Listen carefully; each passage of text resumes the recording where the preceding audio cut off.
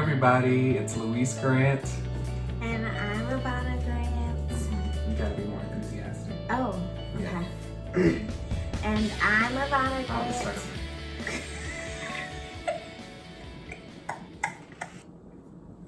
start Okay. Just take your time. Take your time.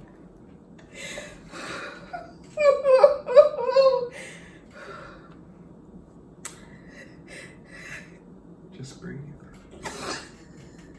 Are you crying or? 6 hours later. Hey everybody, it's Louise. And it's Ivana. We are the Granted Live. Hey, dance party. Hey. We are back. We back. We wanted to start vlogging again, preparing for our arrival of our new baby, Ava. We started vlogging when I first had Logan, and that was great, but I think we quickly realized that we could not keep up. I still have a bunch of footage that I never... I really wasn't being a true Instagram husband. Yeah. I really wasn't trying to be a part of it. I was, but I wasn't, so... And then I had to go back to work, so then it was just like... Yeah. Ain't nobody got time for that. Today we're talking about the lessons we've learned. Our first year of parenting. Yeah. And the first one was that we could not continue vlogging. So one of the other things, so we have like so much stuff we want to share, and we came up with a series, and we have named it The Growing Grants. Or is it The Grants Are Growing? I don't know why you keep going back and forth with this. It's The Grants Are Growing. The Grants He Are Growing. came up I came with up with it, so I don't know why I can't think about it. So The Grants Are Growing. It's our series. Basically, what today's episode is all about is really kind of saying like, this is what we've been on. This is, what the year has looked like, raising Logan and, about to enter into baby number 2. Baby number 2, Yeah. like, it's no joke, guys. Like, baby number 1, you don't know what you're expecting. So you're just kind of like going through it. Every day is like, what's gonna happen? What's happening? Baby number 2, we basically forgot what's happening until like now when I can't walk and I'm struggling. The baby's not here yet. Yeah. She's literally pregnant still and very uncomfortable. And I've stopped complaining a lot about her not being able to do stuff. And in my head, every time when I want to complain, I guess she's shocked about me wanting to complain. I didn't know that this was It's a natural thing from, a husband, you're out working, and then you come home to be husband, and you come to be dad, and then you have to cook, and then you have to clean, and you have to reach things. You have to do bath time because you can't reach over, the bathtub, and then you have to get him out of the crib, put him in the crib, like all these things that a belly interferes with. So it's just like, well, you should have gotten her pregnant and none of these things would have happened, so you can't complain. So all you have to do is smile and be a loving husband. I've literally stopped doing a lot of things. I stopped cooking. Bruh. I try and clean, but honestly, if it's on the floor, which is where most of our mess is, like even right now, there's like a pile of blocks on the floor. I can't. So another lesson that we learned is, how to take care of your child properly, or how to just let things go the way they naturally are until, medically speaking, something absolutely needs to happen. So Ivana and I have some very traumatic stories to, tell you guys. And I think today it's a little bit easier to talk about, obviously, because the child is still alive. Yes, thank God. And, By God's grace. it's not really stabbing me in the heart as much, or it's not really, stabbing her in the heart as much, I'm still affected today. Logan's life has been traumatic in his first year. We didn't know what we were doing. We're literally first-time parents. The fact that Logan is alive is literally a grace of God. So what happened, like one of our first traumatic episodes was while we were still vlogging, we went to Canada. I mean, not Canada, we went to Kentucky. Yes, Kentucky. For a dance thing that Luis was doing. And I got mad at Luis. What did I get mad at you about? Like I felt like he left us or something. We know what's going on now. Yeah. Okay. Well, I mean, if we gonna spill the tea, we gonna spill the whole tea. We don't have to go into detail. Basically, we were at the event, and pretty much. He had a lot to do. I kind of walked away from her and Logan at the time, and Logan's probably like 4, 5, 6 months or something like this.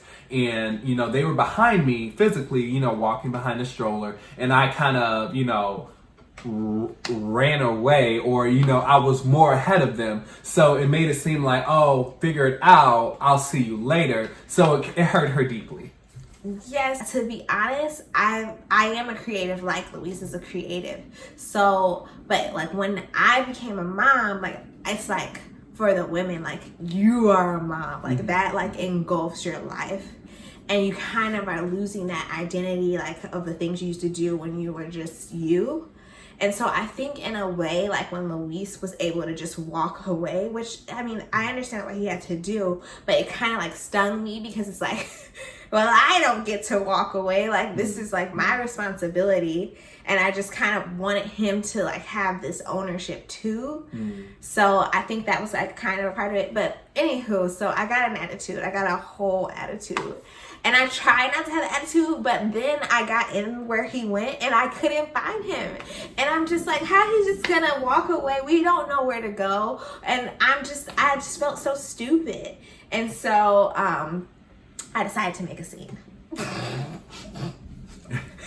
And I decided to leave with Logan in the stroller, but the stroller was not strapped. Like he wasn't locked in. And this was like his first time in like this big boy seat, like the bigger boy seat. For toddlers. Yeah. We usually like had him like in his car seat still plugged into the stroller. But this time he was like in the actual like stroller seat. And so I don't even realize that I've undone the thing. And I'm walking out with a stroller and I'm trying to cross the street because there's like this beautiful like park thing across the street with the sun was shining. That's the thing. I was super cold in the building, so I just wanted to get out in the sun. The sun was shining. There was like a little fountain. So I just thought like I'm just going to go de-escalate, go over here. And I slightly wanted him to like wonder where we were because clearly you didn't care. That's how I felt. So I go across the street, but there's these curbs. Like I don't see like a crosswalk. So I just like try to go over the curb. Y'all, my baby fell out in the stroller head first. Like all I see is, I don't know if you guys had this doll. I got this doll for Christmas when I was a little girl. It was like baby tumble a lot.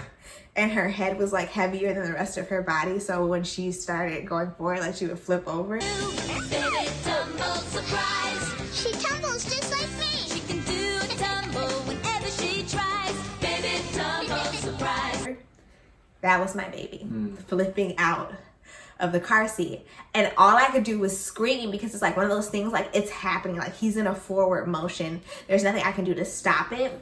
But thank God, like my foot was like right there where he landed. So it kind of broke his fall. But honestly, I swear to you, if my foot was not there, he would have hit the cement. And I really don't know what would have happened. He got like a little scratch right here. It was so traumatic. It was so traumatic. I was like screaming at the top of my lungs. People were like, are you okay? I'm like, did you guys not see my infant baby just fall onto the ground? Like, do you think I'm okay? Like, I was hysterical. And I called Louise. I'm like, he just fell onto the ground. Like, I'm not making any sense. Yeah. And then Louise came out and we like were gonna go to the hospital because we didn't know if he had like a concussion. Yeah, we weren't sure if he had a concussion or not, but there were some doctors on site that looked at him and he wasn't like lethargic, like he wasn't like, loopy, like basically whatever broke his fall saved his life and saved him from any concussion or any minor any injuries. So I mean, he just really kind of got out of the situation with the scratch. And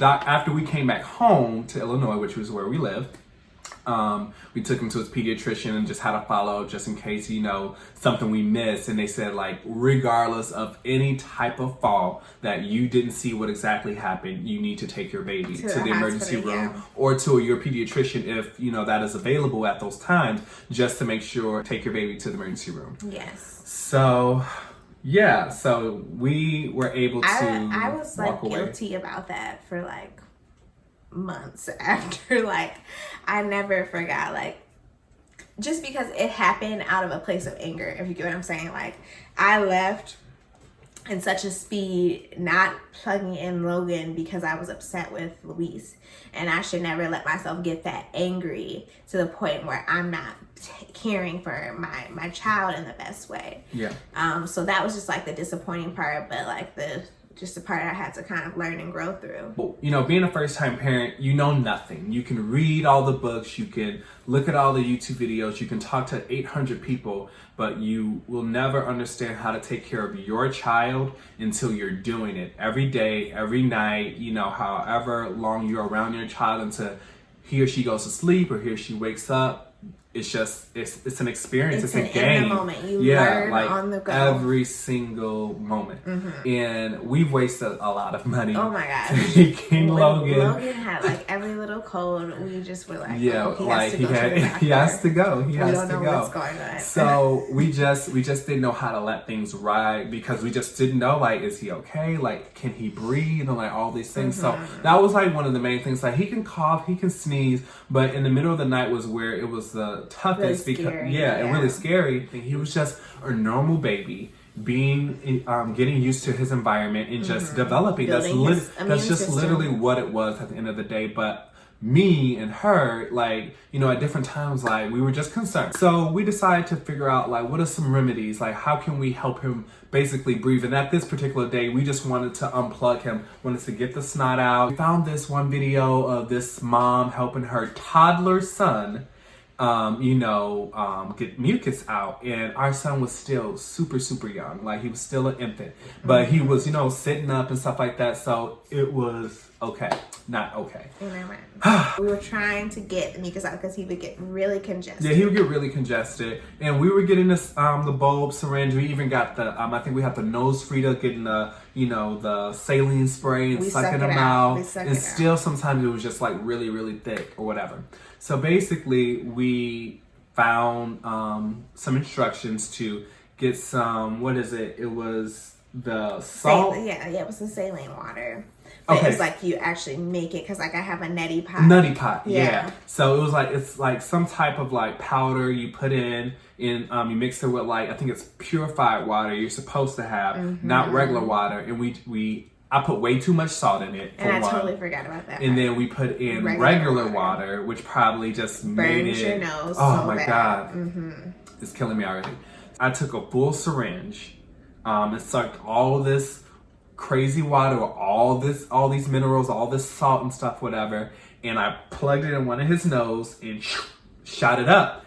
So much mucus had like came out of the we were like, oh wow. But he like breathe at the same time, so then the water went down his throat too, so then he's like and he's choking. Almost right away we noticed that he was like coughing. So at first it was just like okay, and then like he was like, you know, kind of not in and out at the moment, but he was like, he just didn't know what was going on. Like, he's still so small, he doesn't know how to cough, you know, or anything like that. So then I freak out right away, and then she's just like, oh my gosh, should we call 911? And then I like stop for a moment. I was like, yes, call the police. Or call the ambulance. So she's on the phone, she's freaking out, she's crying, and she's trying to get me as much at the same time. Like, I'm like trying to suck the mucus and all the water out of his nose. I'm like, you know, doing everything I can. At this point, it's just like, I have the baby, I'm out of the door, I'm like meeting the ambulance, you know, at the door. Like, I wasn't gonna sit here and wait for them. It's just like, however close, if I could run to the hospital at 100 miles per hour, I could have done that. So I'm just trying to meet the paramedics there, and as soon as I got there, here you go. But I think at that time, he was like normal enough where I was a little bit more confident, but they end up clearing him and saying that his airways were clear. And all this, I mean, is completely two dynamics of like our natural responses of just like being human and being first time parents. Obviously, you know, my wife is still on a journey of, you know, escaping postpartum depression with the first child. There's other stories, you know, of miscarriage, you know, that eventually we want to share as well. And now she's about to embark on another journey, having another child that could possibly, you know, bring on other crazy stuff. So we're crazy. Yeah, it's a lot going on. Everyone's always like, and how old is your first? And I'm like, oh, he's 18 months. Oh, and when is this one due? Like, people are confused, and I am too. Yeah. So, you know, at the end of the day, the Lord is good, and he's not taken by surprise at the least. So, you know, we have learned, and we are learning and still learning on what not to. But all in all, we want to say that like being parents is like so rewarding, and the biggest lesson that we learned is that time goes by so fast. So like fast. Already Logan is about to be 2 years old soon, and he is like showing so many signs of growth. Like this, even today, he started trying to say the ABCs. He does not know the letters. He just knows A, and then it's just a bunch of noise after that, but it's in the rhythm of the song. Yeah. So we want to share like our favorite memories from his first year.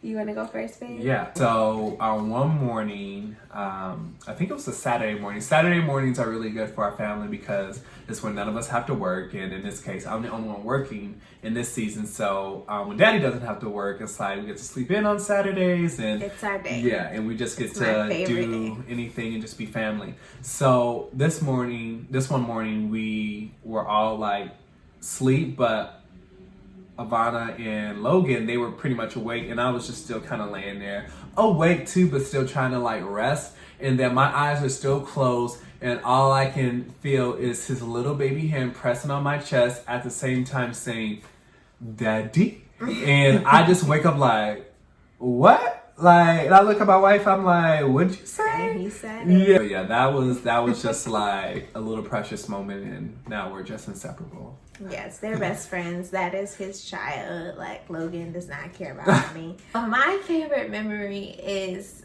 from when he was really small and he had just started babbling. Okay, so like I said, we're first time parents. So when we first got Logan home, I just expected so much more of him.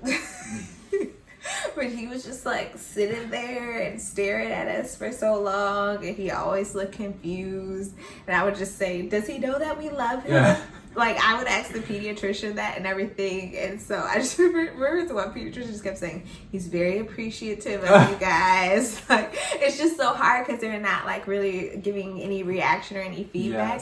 Yes. So at this like 3 to 4 month mark, when he started babbling and like making more facial expressions, like it was so exciting for me. And I just remember him and I were sitting in the car waiting for Luis, and he was just having this full blown conversation. And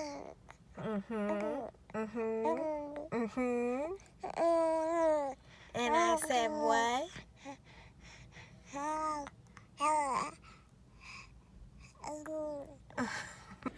And it was just the most amazing moment. I'm just like, oh my gosh, like, you're a person, you're coming out. He's just like, blah, blah, blah, blah, blah. Yeah. So, yeah, that's my favorite memory. Yeah. So, this is episode 1. This is just, we said a lot. Yeah. And we have so much more to unpack. We really want to share our love story that we've told 100 million times to a lot of close friends and people who just wanted to know how we met. Yeah. But we really want to publicize it and, you know, let everybody know like how we met. So I never have to tell it. Oh, we'll probably have to tell it again another time. But really want to, you know, invite you guys in and take you on a journey of like what this 2-year marriage with 2 kids is gonna look like. We're so grateful for you guys that are viewing. We hope to be consistent, you know, with doing the vlogging, because now we have 2 people actually fully committed to this. So we'll do it together. I might crush it on you right now. Just a little bit.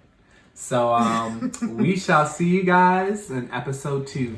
See you guys. Bye.